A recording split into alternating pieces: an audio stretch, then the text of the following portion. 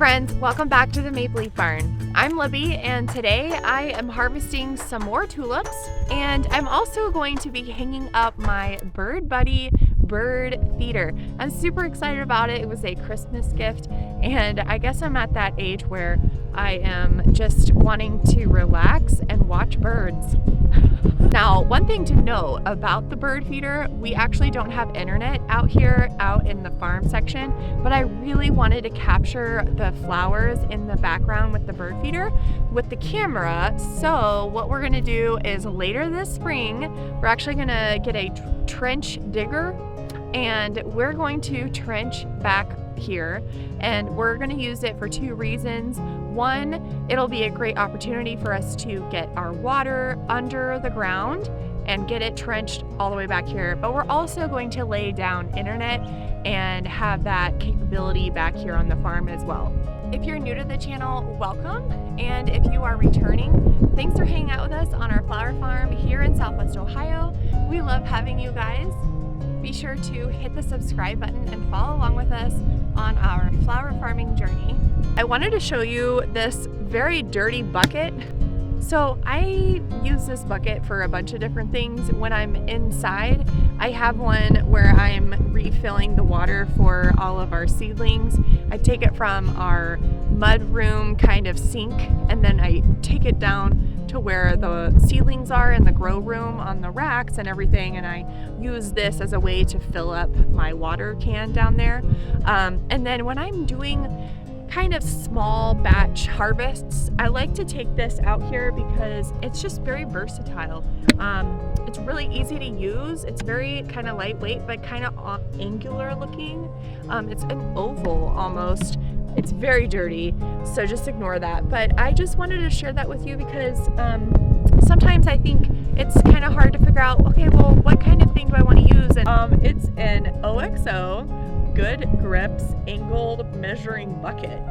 It's kind of nice because actually if you were to use it for mopping or whatever, it does have a way for you to put your mop right here so it rests like that, but I don't use it for that purpose. I like it because it does have the measurements on the side, which is really helpful when I'm filling up water. I usually get about 2 or 3 gallons for all the seedlings, and I know based on where it is on the marker, that's what I need. So it's very versatile for either indoor use or outdoor use, and I just wanted to share that with you because if I'm out here, sometimes I just need to harvest, you know, like 30 tulips that I see that are ready to go, or maybe I have a bouquet that needs to go get delivered or whatever. Sometimes I'm harvesting uppers of 200 tulips at a time, but you know, a lot of days I just pop out here and I harvest 60 whatever tulips, and they fit so well in this bucket since it's kind of that angular oval shape. It fits really well, and I also find that the blooms are tall enough that they can rest above the bucket top level, which I find really nice. I have some really tall black flower buckets, but I think that they're too tall. I find it's too tall for dahlias, too tall for tulips, definitely too tall for a lot of the other summer flowers. Sometimes they're great for snapdragons, but that's why I like this one, and I wanted to just share that with you.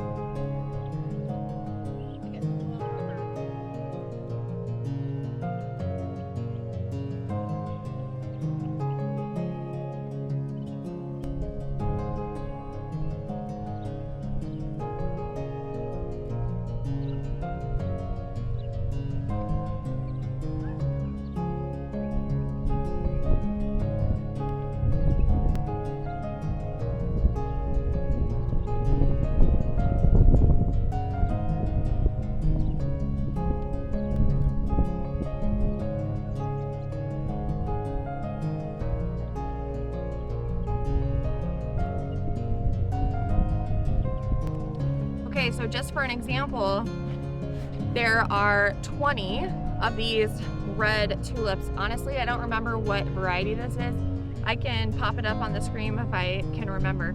But I mean, there's plenty of room left, and I just like how they can kind of rest above the lip of the bucket. Okay guys, so I'm gonna be putting on the BirdBuddy. It is a video operated, solar operated bird feeder, so you can see the birds when they're eating, which is so cute. I think I'm doing this right, but maybe not. My husband decided that this would be the best way to do it with this pole. He measured and everything, so it must be right, maybe? I mean, that's not going anywhere. I don't know. There's nothing inside of the little white. I mean, maybe there is. I didn't think there was. Okay, that is not going anywhere. I mean, that is like very sturdy. Cute! I'm so excited. Yeah, this is what 30 feels like. You're 30. You start to care about birds a lot more. Okay, so here it is all set up. Here is my BirdBuddy, and I wanted to be able to enjoy a lot of florals. So, you know, the farm is like right behind you if you would be standing here, and so the camera on the BirdBuddy is facing kind of like this beautiful setup of the farm once it's going to be blooming. And then it also has in the background our neighbor's beautiful barn and some evergreen trees. So I think that this was just gonna be really pretty. Anyways, I just thought this was so fun. And so I asked help from my husband, because he's the, you know, the structure guy, the woodworker, all that kind of stuff. And I said, could you figure out a way to get this out there? This one is also set in concrete, and I just did it about half the size of this post. I think this post is about 5 feet or 6 feet. It's a little bit taller than me, so I think it's probably 6 feet. If you consider what's underneath the ground. So we went ahead and put it into some concrete, so it's gonna be secure.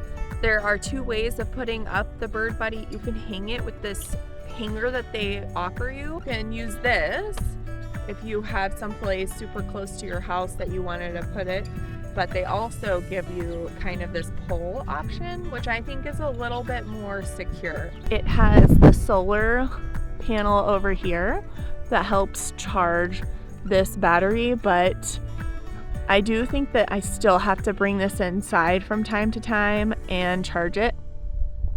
I know that back here is where all the seeds can be filled to, but I just put a few down here because I know it's going to take a while for the birds to get used to this as an option for eating. It needs internet. It needs to connect to your Wi-Fi in order to give you a live feed with your birds.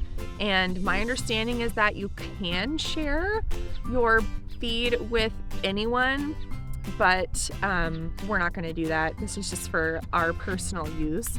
So we want internet connected out here because we want to be able to look at the farm. Let's say we go out of town, or you know, we just want to check on it because we're control freaks and we want to know how much water is out, or you name it. Are there birds eating our bugs? Are there rabbits in the flower garden? You know, so we want to get Wi-Fi out here. And I think the best way to do that is to trench it with our water line. So we want to get water all the way out here. So then I think I feel like this is like 200 plus, maybe 300 feet long. So we want to get a water line trenched from that front water line that we added. I have a whole video on that. If you want to go watch it, I'll link it in here. And then we'll trench it all the way back so that underground the water for the farm is there, and also access to internet. The hubby is also a big internet computer techie person, and his dad worked for Cincinnati Bell back in the day I know their name changed, but he's really into internet laying cords and all that kind of stuff too. So he probably will want to be involved. But I think it's going to be a really nice opportunity to have internet out on the farm because there are a multitude of reasons. We want to put cameras out here. We would like to be able to listen to music out here without using our data, you know, things like that. But the bird feeder will also be on that Wi-Fi, which is nice once we get it out here. So I thought, okay, I can either pick a spot closer to the house that has Wi-Fi now, or I can just be patient and wait to have video of my birds later. And that's why I chose this spot, because I really want the visual of the flowers with the birds. So I know I'm not going to have any video coverage yet, but when I do, I will take a few clips and share those with you if I can figure out how to do that. But this is going to be super fun, and I can't wait to attract birds to the farm. We have a ton of birds out here, but I really want to attract them into the area where the flowers are so we can really help with pest control. Birds can be very helpful picking off certain pests, including Japanese beetles, which are a huge problem for dahlias. I mean, really anything, they're a problem. One thing that I'm really trying to work on this season is pest control and weed control, because if I can keep the weeds under control, that's preventative care for pest control organically.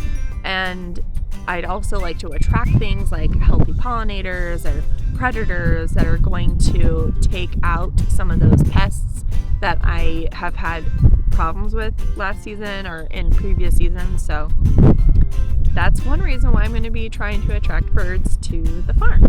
Thanks for watching. We'll see you in the next video.